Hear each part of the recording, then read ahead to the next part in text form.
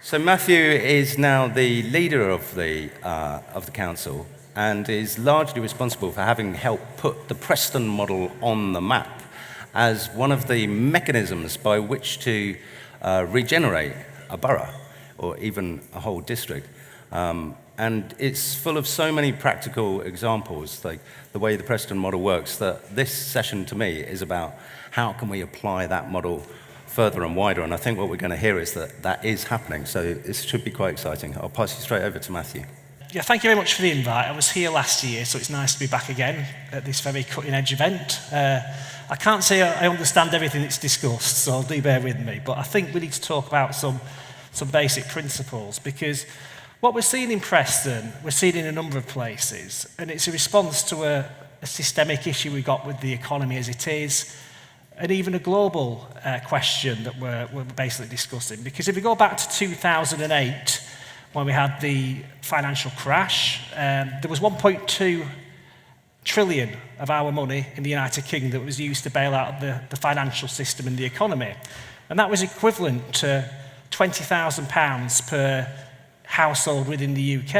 And it was a systemic problem. It wasn't just here. It started in America with subprime mortgage and money being speculated on money and the way the economy operates and things like that. But then since then, we've had all our money being used to bail out the economy. And are things getting better? No, they're not. We've had austerity, which is continuing for 10 years, and we've seen the effects on that. We've got a situation in which, even though our money's gone in to bail out the financial system, what's happening is the big banks aren't lending, especially to large businesses, to small businesses and individuals in many areas, and also big corporations that we're conditioned to think are going to regenerate our communities and invest in our cities and things like that. They're basically sitting on money instead of actually investing like they would have done 10 or 15 years ago.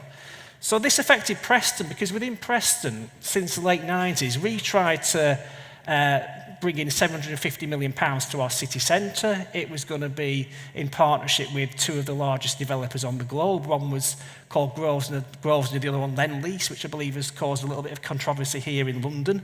And what happened was that for 13 years, the city tried to attract this inward investment. And then, unfortunately, the economic crash came, and then the whole scheme crashed. So we're basically left with having to do things ourselves, because we're in a situation in which big business doesn't want to invest in our community and government's cutting back. So that's where the Preston model started, which is quite key. So what we've done within Preston is we want to create what's known as economic democracy, which obviously you've discussed today quite a lot. That's basically putting democracy in our local economy, making sure people who work here and people who live here have much more of a say over what happens.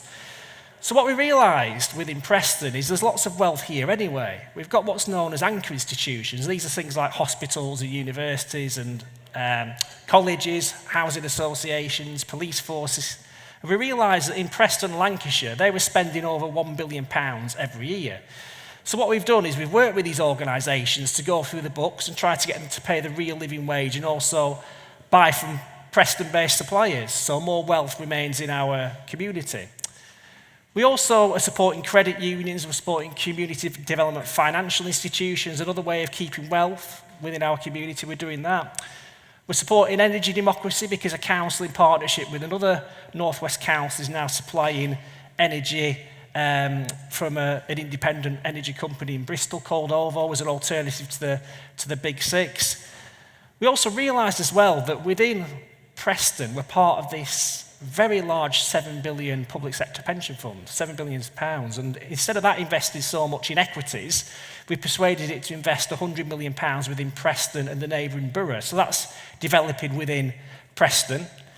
And also as well, what we realised as well, and going back to the banking system, is that 90% of people within Preston and Lancashire, and obviously here in London as well, they're putting the money in the main banks, likes of Royal Bank of Scotland, Santander, NatWest, and all that wealth is leaking out of our communities and often going to the large banks, which tend to often hide that money away in tax havens, so they don't pay the amount of tax that's the law intends. And then also we want to support community land trusts, and they're also forming worker-owned businesses, worker co-ops, which I'll go on to in a little bit, because what we've seen is out of all this wealth that we brought back into our community, there's lots of gaps where there simply aren't any appropriate businesses to actually bid for these public sector contracts in goods and services. And it's there we've got our first two new worker-owned businesses. The first one's going to be food, so it's actually related to the Open Food Network, which is the platform co-op, which is actually buying food from local farmers. It's then going to be a cafe, it's going to be a food business, but eventually it's going to scale up and it's going to compete for the 10 million or so that's actually leaking out of Preston and Lancashire in things like food for children and university meals, meals in universities, meals in hospitals, all the money that's leaking out of Preston and Lancashire to multinationals. So this has been very successful because from the procurement side especially, we managed to redirect, we think it's over £500 million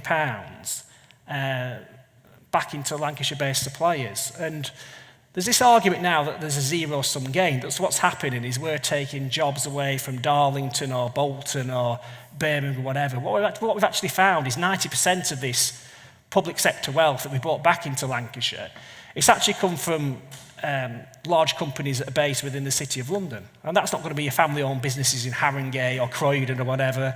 It's going to be the large multinationals. So that's where we want to create these worker-owned businesses to fill the gaps. And we've got a second worker-owned co-op that's going to be online very soon. It's going to be part of Cotec. And that's university graduates are going to form a worker-owned business, and that's going to supply again to the university. So you're getting this virtuous cycle of an economy that we're trying to create. So this is actually quite big money, because if you put the amount of money we've put back from the anchor institutions in procurement, if you put the bank, which potentially can lend up to £500 million in Lancashire, if you put the pension fund into it, what you're doing, and you're putting co-ops into it as well, and credit unions and living wage strategies and all the rest of it, what you're doing is you're creating your own little democratic economy, which becomes really powerful and really resilient. Because within Germany, we don't have the same banking system we've got here. Within Germany, you've got a situation where most towns, villages, or cities, they've got not-for-profit cooperative banks, which are locally owned, often in cooperative ownership. And what happened when that 2008 dreadful crisis came, which basically wrecked the whole economy globally, those banks were actually lending to local businesses and lending to people at a time we were bailing out the major banks. So it's about trying to create wealth, localise the wealth, and democratise the wealth. And this has got to be the new way forward. Now, the solution is there in front of us to create a new economy where we can move to a much better, more devolved, more democratic economic system. But we've all got to see the opportunities, and we've all got to take the opportunities. And obviously conferences like this, it's very much about trying to bring about that systemic change. But the danger is sometimes the systemic change can just be skirting around at the edges. What we want to do is we want to move to a new system. And you see responses in American cities like Cleveland, in New York, in Detroit, because they have the same situations we have in Preston and other places, because they've had a situation in which the big corporations were there and then they just disappeared or they went out of business. And if you look at places like Cleveland and Detroit, in the 1950s and 60s and 70s, they had fantastic manufacturing industry that either relocated or it went out of business. And the actual size of these cities they've often fallen from about 2 million to about 800,000 because there isn't any economic activity to actually provide jobs and provide people to live there. And they're, for want of a better phrase, like us in Preston, trying to take back control in a genuine sense. And that's coming from someone who voted Remain in the European referendum. But taking back control in a way you're talking about trying to democratise your economy and have control over your local economy. So how do we move forward? And Emma will talk later about how this is spread in a number of cities, because I've had about 35 or 40 requests personally about what's happening in Preston and the response within Preston, including from the Scottish Government and the Welsh Assembly. What I think we need to do is look at what's happening in places like Cincinnati, where the trade union movement with Unite in Unison, they actually work to create worker-owned businesses where you have union co-ops where every member of a worker-owned business is a member of the trade union. That could be things in construction, it could be IT, it could be laundry or whatever. There's a huge opportunity there for the cooperative movement and the trade union movement to come together. I think every area needs to look at the opportunities we're now seeing around banking, because we've got these new community banks. There's one that's coming out of the University of Southampton in Hampshire, and there's another one that's being formed by a chap called Tony Greenham, called the Community Savings Banking Association, and these will be locally owned cooperative banks that will promote public ownership in various areas of the UK, and they'll be fully licensed, unlike a credit union or a building society, and again, they can lend to businesses that are underserved and lend to even to communities that are underserved, and offer an alternative to the mainstream banking system, which has basically caused all this mess in the first place, if we're honest about it.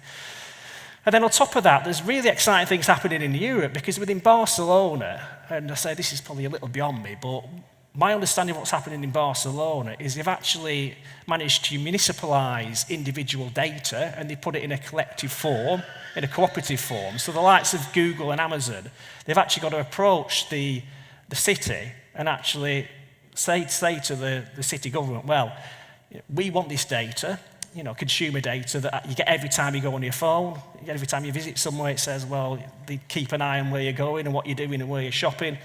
And they have to pay millions, the multinationals, to the city government, because they found a way of putting that in collective ownership. And let's try and do something like that here. And then also it's things like drone technology, because within Preston we're working with our university and across the rest of the public sector to look at drone technology, because Amazon already, they tend to be way ahead of the public sector often. Amazon are already looking at how drone technology can deliver it can deliver like items. It basically, you go on your phone, you have a drone that actually fly into your garden and drop the item off.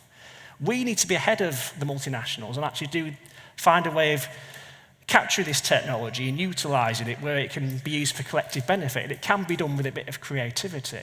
So basically, I think the answers are out there, and the answers are a response to the systemic problem we have with the economy at a global level. And we can't hide our heads in the sand anymore, because things aren't going to get better, and we need new opportunities and new solutions to actually build that new economy. So thanks for listening, and thanks for, hopefully I get a few more of your ideas later on. We'll be interested to hear what people here have to say. So thank you very much. Thanks. Okay, thank you very much for that introduction, Matthew. And I've shared the platform with Matthew quite a few times, and every time I hear him speak, there's a new thing coming out of Preston. So this time it's the 2 worker co-ops. That's their latest initiative, and it's always great to see how it's developed.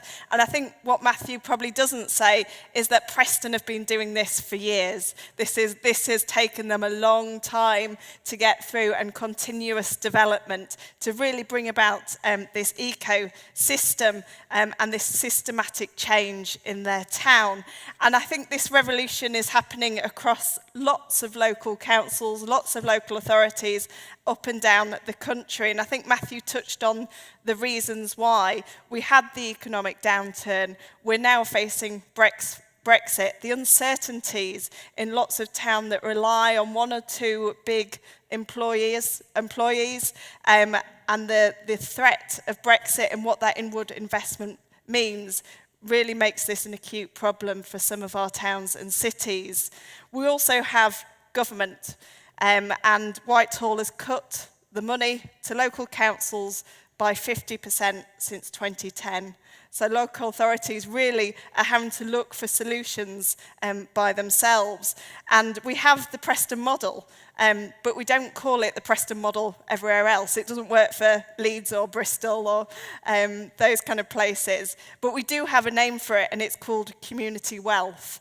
And we're looking at how we build that community wealth, how we make our towns and cities more resilient to the changes that we've seen, but also some of the changes that are coming through. And I just want to run really through some of those basic building blocks that we've taken from Preston and actually being used in towns and cities elsewhere. Matthew mentioned the anchor institutions, those hospitals, those universities that aren't going to up and leave.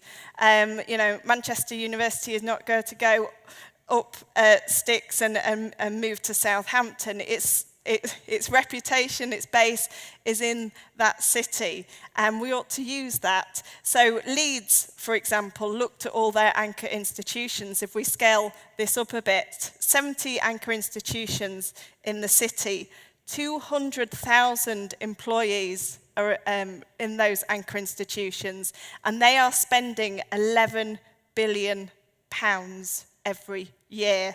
And what Leeds found was actually 50p out of every pound of that spend was going outside of their local economy. If we look at Manchester, again on a much bigger scale, they looked at how much they were spending locally. Over the last few years, they've increased their local spend from 50% to 71% of the spend by the council is now spent in the Manchester area. But I think it's quite important. It's more than just that local spend. This isn't about protecting your area. It's how you use those assets that you've got, this £11 billion in Leeds, to actually get more social good from that. So in Manchester, the money that they're putting in, 70% of that, the contractors are paying over the living wage. It's also brought about over 700 apprenticeships as well. And if I look at the example in Islington, who are a leader in how they use their procurement, 98% now of council contracts, they are paying over the London living wage. So it's not just about where that money is spent, it's how it's spent as well. And I think this is where the role of cooperatives comes into this, because in terms of our aims, in terms of keeping things local, rooted in the community, that social value, actually cooperatives are the business model that lend themselves to be part of this movement, rooted in community, democratically owned, with that social conscious. And I think a really important part, and what we've seen in Preston, is actually developing those co-ops are really, really important, that local authorities, our city regions are actually providing an environment where cooperatives can grow. And I know you've got at the conference the Wales Cooperative Centre. That is the biggest development body in the UK supporting co-ops. And they've got a track record of supporting collaborations of co-ops to bid for contracts. So they have the North Wales Textile Recycling Consortia, for example, 6 organisations that have come together to bid for public sector contracts. And that's a really important part of creating this new economic system. I think the fourth area I wanted to touch on really is finance, and that's really important. You don't get very far without that money. I think Preston are looking at their bank and other places. You know, we've been failed by the big banks. How do we create our own wealth? But also we should use those cooperatives we already have, like credit unions. But I think the pensions question is really, really interesting, actually. So pensions are the money of people locally, and particularly with public sector pensions. They're the hard-earned money of people put into pension pots for their future. They should benefit the local economy. They should benefit those local people. And actually, Greater Manchester Pension Fund has been very innovative in using that resource and using that asset to benefit people locally, supporting an economic regeneration project, but also they put £50 million of their pension fund to supporting SMEs and giving them loans. So these are our assets, our local assets. How are we using them to actually bring about good locally? And I think there are lots of other assets as well, and this is when we look at a whole borough, a whole town approach, we need to bring them in. So community-led housing, challenging the big house builders and the prices that they want to charge. I think we should see, some areas are seeing a growth in community-led housing, community energy, community transport, all areas where we want to challenge the big players that we all know about. We want to challenge them and actually have an economic system that works for us. I imagine we all suffer from that same bus company that keeps on putting the fares up every year. Imagine if we had a locally owned, democratic local transport company. And some places do. But I think we have all these building blocks, we have all this experience that is coming out from Preston, but I think it's really important. The one thing that makes this happen is the Co-op political leadership. So Matthew is leader of his council and is very much driving this forward. And I think our cooperative leaders need to be at the forefront of this movement. I'm the local government officer for the Co-op Party, and I work with over 800 cooperative councillors up and down the country that are putting our values into their local authorities and trying to bring about this change. And while I'm here talking about what's happening with community wealth, in Manchester today, Andy Burnham is launching his Greater Manchester Commission for cooperatives to look at how he can do this on a very large scale across all of the Greater Manchester area. And it's that kind of strong, dynamic cooperative political leadership that we need to bring us all together, to bring together the credit unions, bring together the finance, bring together those building blocks and really bring about that economic change that Matthew talked about, that we need to see to take back control, to put more power into our communities so they're not being bashed around by the economic uncertainties that we face going forward. So I think what you're hearing here is a call to action for us about how we as a cooperative movement can build that new economic wealth that's based on our values. Thanks, Emma. Thanks, Matthew. That was brilliant. Like, honestly, this makes me so happy. It's about the only part of local politics that actually really gets me excited when I hear people talking like that. I mean, it seems like a no-brainer, right? I remember the NEF report from about 20 years ago about the leaky bucket, which is this concept that you have a bucket and all the money flows into it at the top, and if you paint a pound blue and you have a hole in the bottom, you track where that pound ends up, and most of the time it ends up with some venture capitalist in the States.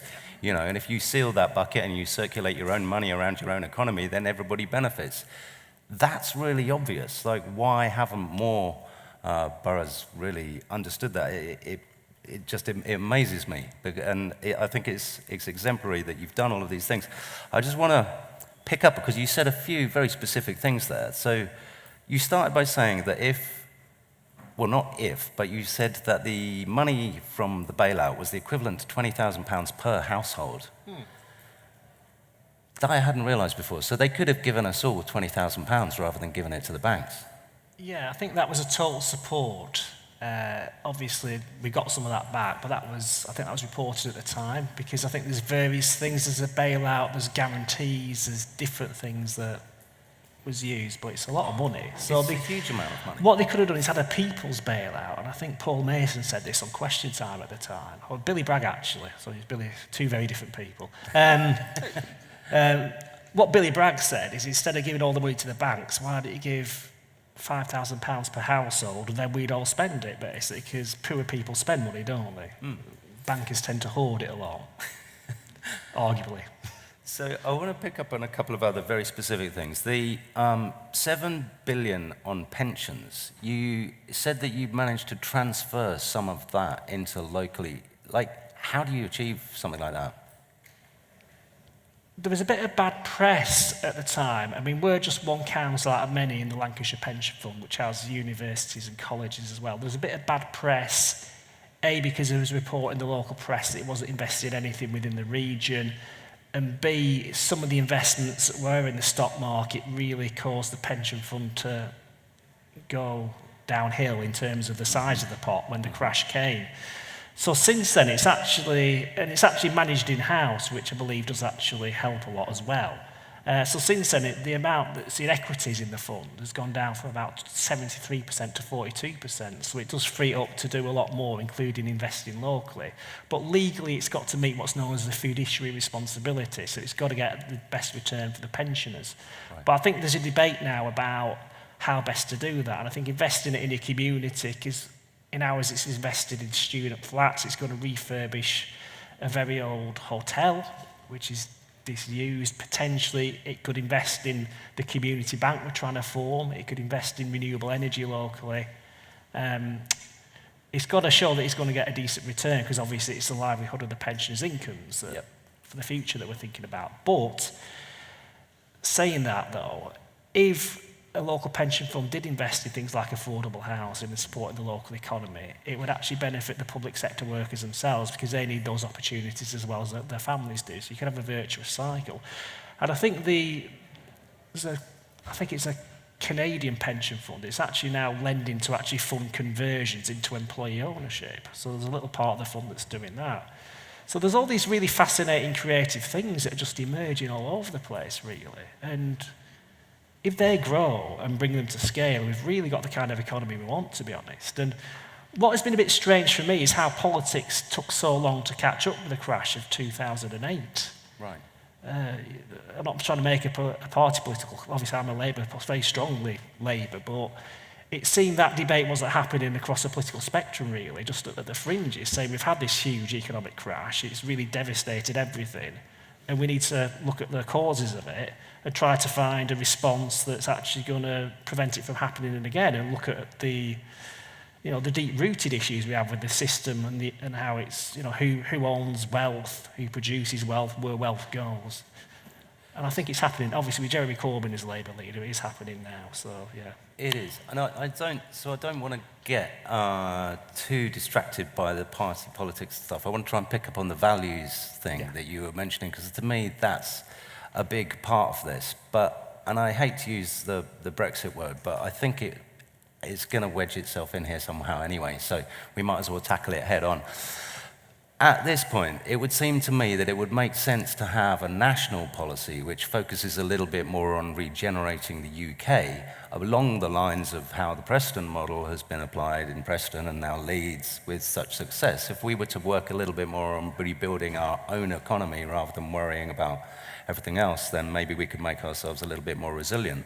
And it seems to be that's what Jeremy's trying to work towards.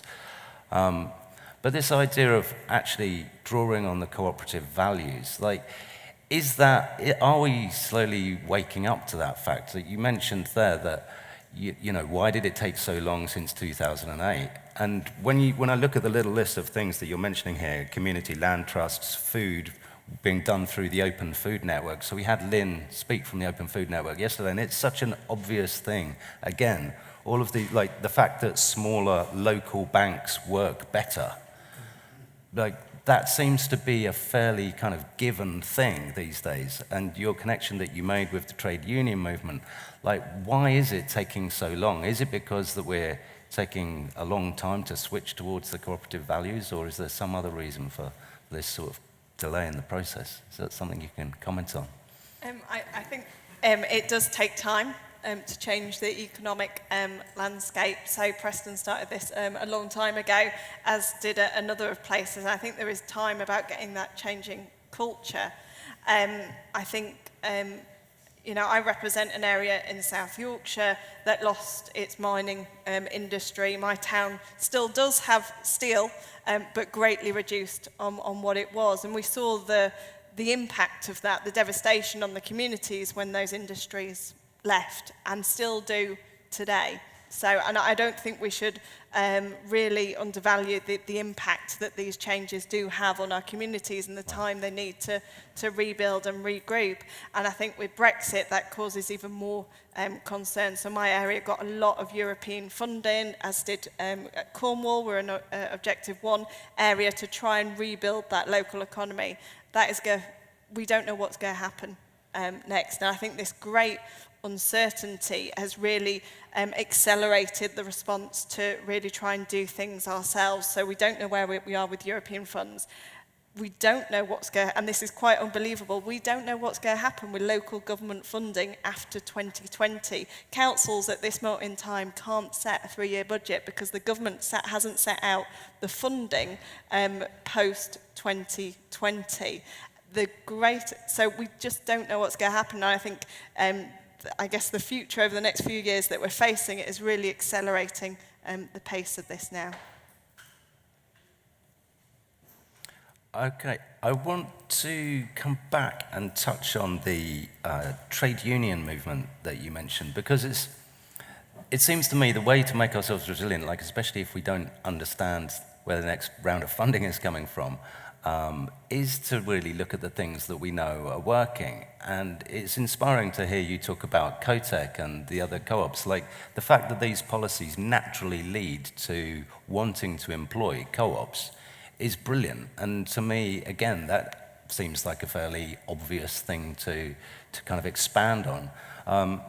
You mentioned, though, the kind of joining up with the trade union movement as we head in that direction. Now, I don't really understand why the trade union movement seemed to have been a little bit slow to wake up to this opportunity in the gig economy. So the reason the platform co-ops exist is to try and give the workers a fair wage. Well, that's in the digital space. Like, the trade union movement seems to have been quite good in its sort of old manufacturing, steel and mining, those sort of areas. And we're sitting here very close to where Unite are, just over the road. So last year I went and saw them when we were planning the conference in 2017 and said, hey, you know, you're the unions, you should get involved with the platform co-op movement, and then, you know, we can all win together. And they said, yeah, it's tricky, we don't really have a department for that. So this year, I went back and I said, hey, you know, we're doing this conference again. Last year we had John McDonnell came and spoke, and we did this whole thing, and it was about, you know, basically trying to unionize platforms. And they said, don't really have a department for that. And I'm like, well, how much longer have we got here? You know, so do you have any thoughts on perhaps why the trade union movement has been slow to catch up, and what we can do to try and get them on board, help us in this mission? I mean, it's not just the trade union movement who might be missing the opportunities, also local government and national government as well. I think it's perhaps a little unfair just to single out the trade union movement. I think they do some fantastic work, really. But the Labour Party, through Jeremy Corbyn's office, it's just established a community wealth building unit, of which Emma with the Co-op Party, myself and Unite and Unison and PCS are part of it. And they are becoming very interested in how to build this new economy. We had a conference on Wednesday this week at Preston where we had Mondragon, the network of 100 worker co-ops in the Basque region of Spain, visit us, learning about the Preston model. We were, obviously, they're more advanced than we are by far, so we wanted to learn from them and hopefully get into some kind of relationship where we support each other. But we had a representative there from Unite, and there was a guy from it's called One Worker, One Vote. So it's this union co-op movement within America, and within Cincinnati they're actually moving to create 20 worker-owned businesses in farmers markets, in renewable energy, in childcare, in all kinds of things, in housing, and they've got into a relationship with Mondragon on this, and it's the Steelworkers Union, which is Unite's sister union, where basically in each of these businesses they have to be a member of the trade union to actually be in the co-op. So I mentioned before about the gaps, where there's all this wealth that's leaking out mainly to multinational companies that actually supply our public sector and have done for a long time, and we've seen the problems with that recently. And this is stuff that public sector has to buy anyway, because councils and hospitals and universities, they don't have the in-house provision. And I think there's a huge opportunity there to expand worker ownership, but we've all got to see it. I think the cooperative movement could do a lot more. I think they should see the opportunities. Getting these 2 worker co-ops in Preston, it's not been easy because it's been real hard slog. But we're there now, and they're going to expand hopefully. But if the cooperative movement, potentially with the trade unions, incubated companies to then bid for this money that was leaking out, there's your solution. And then the community banks could lend to that side of the economy. So and the pension funds potentially, trade unions and councillors are on public sector pension boards. That could come into the investment.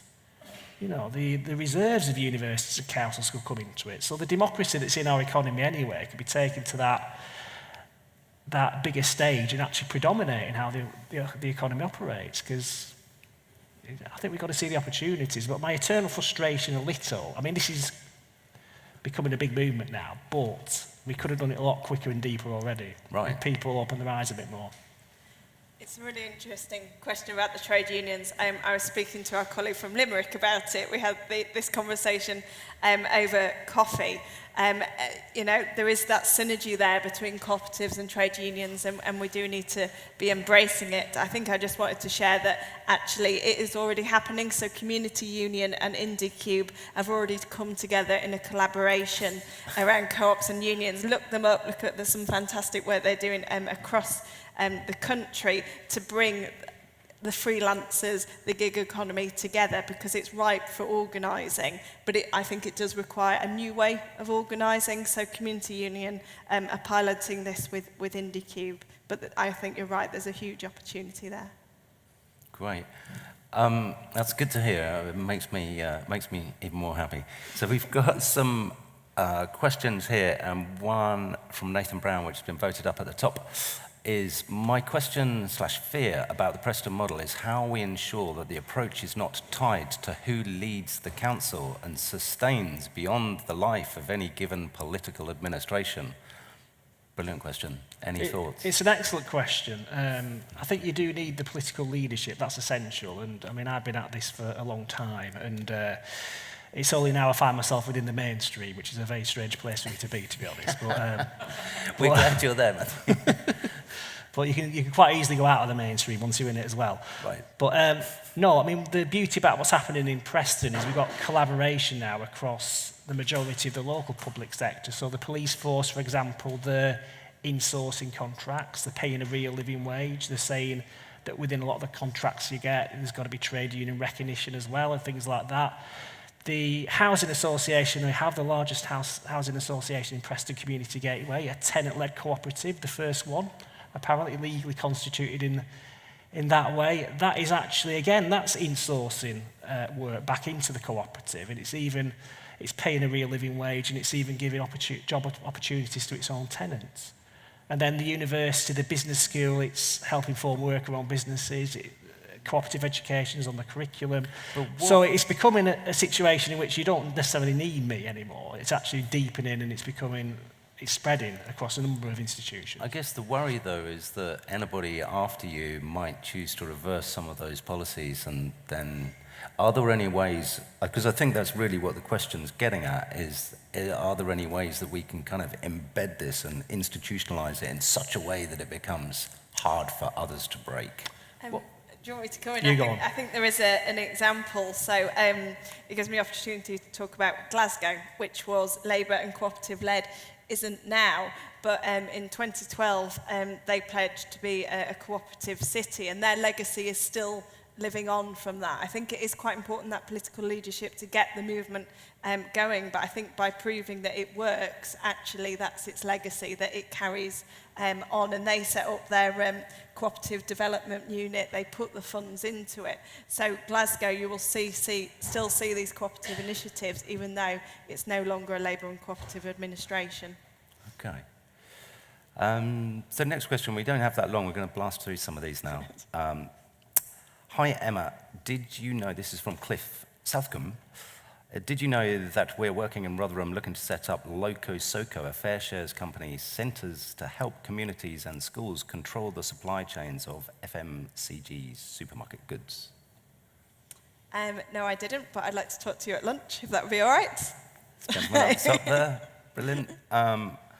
An anonymous question for Matthew Brown. Great to hear about economic and business reforms in Preston. What tangible social impact have you seen from these initiatives? Are people feeling the effects on community and happiness? Yes, there's a feeling of togetherness now, especially following the collapse of the tie-bond scheme that I mentioned beforehand, which is good. But the actual economic impact, job density, that's now, it's in the top 50 of local authority areas out of about 300 and odd. So the amount of jobs in the area compared to the amount of people in the area. Part-time wage levels for people who work there, they're now the best out of 14 council areas in Lancashire. The real living wage, we're now the best again out of 14 council areas in Lancashire because of the anchor strategy, I believe. Paying the living wage, and when we're buying locally, trying to get the living wage in there as well. And then we're increasing in the indices of multiple deprivation and also the social mobility index. We're increasing in those because traditionally we're quite a deprived area. Now, things aren't perfect in Preston by any stretch of the imagination. We've still got austerity, we've still got a dysfunctional economic national model, but we are fighting back quite successfully, and we're starting to feel the benefits. And that extra money that we put into the Preston economy, it's 75 million in 2016-17 from the local public sector back into the Preston economy, which we really hope can really grow worker co-ops and things like that to a really big level in the future. Putting that amount back into the economy is equivalent to adding 1,600 extra jobs. So lots of opportunities. The slight downside we're getting at the moment is not necessarily every single Preston resident's benefited from these improvements. People are coming from outside to work there and things like that. So that's something we need to think about as well. But it's going very well, actually. Yeah. What do you think about, I was just going to ask about measures, because you mentioned, the mobility measure there, I forget, but I was wondering if it's appropriate even in Leeds and other places, or whether the council could be encouraged to look at things like the Index of Sustainable Economic Welfare rather than just, and local levels of happiness rather than just monitoring the money, as it were. I think that's a fair point. So I think there has been a need to prove this in terms of numbers. So a lot of authorities, like Preston, have worked for the Centre for Local Economic Strategies, Cllr, who've actually been able to demonstrate the difference in numbers about the strategies, the community wealth strategies that we're putting in place. But I think that's a fair point about happiness and how residents feel, though ultimately they all decide by who they vote for in the ballot box about how they're feeling about who's running their council. And the next question is, I just wanted to, somebody's upvoted another one, but I'll still keep the question about currency. What are Preston folk, which I quite like that phrase, thinking about our own local currency? So I guess, not just for Preston, how do you think the idea of a local currency fits in with the model? Yeah, but if I just go back to the issue around health, I think there's some very exciting work that's taking place with Cllr and the Democracy Collaborative around what NHS hospitals and the NHS generally can do around the work as anchor institutions, because that's 10% of the economy, the NHS. So they're not necessarily thinking, well, we've got a deprived area 500 yards away. Why are we not buying from local suppliers there? Why are we not employing people from there? Why are we not trying to raise wage levels there? Because health is, the predeterminants of health are based around things like income inequality and the way the economy is structured, and mental health and physical health and things like that. It's based on the fact we're in a very unequal society. If you go to Sweden and Norway, the health is a lot better there, both mentally and physically, because the economy works for more people. So I'll just touch on that. But local currency, yeah, there is interest within that, but I mean, we're doing a lot anyway. But there is a young student who's actually looking at potentially having a Preston pound. But I think because we're just a small city of about 140,000, we might need to get a few other places doing it. But again, that's something that's fantastic, because I know Bristol have got their own currency. And, you go to places like Stokescroft, which is a fantastically independent, anarchic place, part of Bristol, and they kind of do things in their own way. And I'd quite like a bit of that spin in Preston as well. Yeah, some people, like Bristol, Totnes, have developed their own currencies. I'm really interested to see the session after lunch, actually, because that is about the currency and do we need something else? And I think that's probably part of the debate that's going on at the moment. Do we base this on our traditional currency, or like Bristol, do we look at other ways of doing it? Because that's not just based on the pound, it brings in aspects of volunteering and things like that. I think it's quite an interesting debate still to be had. Absolutely. No, I think, the Hull coin, which we were supposed to have Lisa from Hull coin come and talk about that. Unfortunately, she couldn't make it, but I think that's another great example how they've used that to empower voluntary work and even sort of self-improvement in terms of if you want to make yourself more healthy by giving up smoking or getting more fit, you can claim rewards in Hull coins, which you can then go and use to cash in against discounts for local purchases, anything from between 5 and 50%. So really interesting initiative. We're running out of time, unfortunately. It's going to be lunchtime soon. We'll just take this top question because it's had 3 votes. Is it really possible for community interest to be developed by party politics when there is a tendency, at elections especially, for parties to oppose each other, however good the idea is?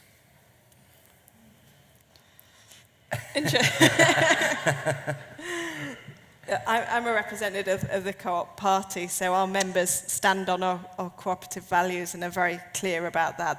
That's what we put into our politics, and I think it is an important part of who we are and what we do. But it's also an important part, I guess, as cooperative councillors, how we approach this and that we work with the community, and maybe, like some of the other approaches, it's not top-down sort of saying how it is, but it is more grassroots, sort of working with the community to develop solutions. So, yeah, from somebody from a political party, I think that, you know, they do have the place and we do have the differences. So, but that's not to say we can't work across parties, and actually some of this work is being picked up by other political parties and, you know, in other local authorities. You know, these ideas can spread. Yeah, I mean, the Labour Party itself, it actually came out of the community in the sense it was formed by the trade unions. It wasn't the Labour Party didn't form the trade union movement. The trade union movement formed the Labour Party. So a more positive view of politics is it can really have that community connection, which maybe have been lost a lot recently, but it can be there. But I think it's very right. I think we've got to, in some ways, get out of our ivory towers and actually try to engage with the community as much as we can, because it's there where a lot of the answers lie. And just to echo Emma's point, at a local level especially, these ideas are actually getting lots of support from different parties. I mentioned Scottish Government, so the SNP are interested. Wales, I'm sure other parties are interested. But even one or two Conservative areas are actually approaching us now, which I found very surprising. But if you're talking about the idea of supporting locally owned businesses, that appeals across the political spectrum, and even things like employee ownership do as well. So that's interesting that that's happening. Definitely. There's one last question here which probably finish on it. It's quite a nice one to round it off. Apparently somebody in America says he wants to make America great again. Isn't this approach really make Preston great again? Is local protectionism compatible with cooperative values? We're getting this now. I mean, because we're having when I was really excited about this a few years ago, I was emailing all the people who are now criticising it, and I said, have you heard of the Preston Model? And they said, well, is that someone who's had a bit of success in a beauty contest in Lancashire? So it's amazing because this is becoming successful, becoming a bit of a successful movement, the amount of people who are criticising it. It's not about that. The only protection I'm seeing is the likes of Cllr and Capita and Mighty in the City of London, who do get tend to get the subsidies of tax breaks and tend to be too close to the politicians as well, in my opinion. So that is where the real protection lies. This is as much about ownership models as trying to keep things in the local economy, because we want to support local businesses, because 63p of every public pound, if it goes to a local business, stays within our local economy. If it goes to a multinational business, only 40p stays in the local economy.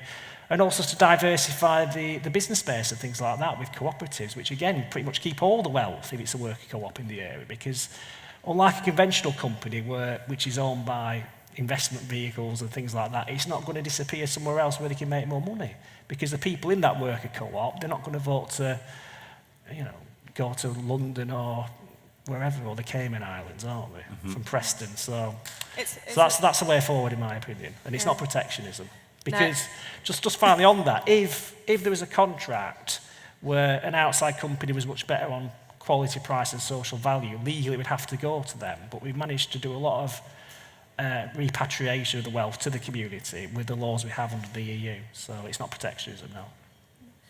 It's a lot more than that. It's not local protection, and it's a lot more than the local spend. It's going back to that point about the value that we get from the assets that we've got, really evaluating and questioning that the money and the wealth that we've got in our communities is actually helping us to get to the place where we want to be. And so I think it's taken a broader view of that, and I think it's a rebalancing of where we've been. And diversifying the local economy, because I don't no, none of the areas that are involved with community wealth are saying 100% to be spent in the local area. There's always going to be that mix, but what we're seeing is a rebalance, particularly to sort of protect, to help our local communities in that diversification, because unfortunately, and there are examples across the UK where they have been reliant on one employer, and when that is gone, it has caused devastation for the local community. So it's really important. It's about diversification, not protection. Brilliant, yeah, and that breeds more resilience. Yeah. Excellent. Well, thank you so much for your time. I'm afraid we've run out and you can smell the lunch now, so say thank you.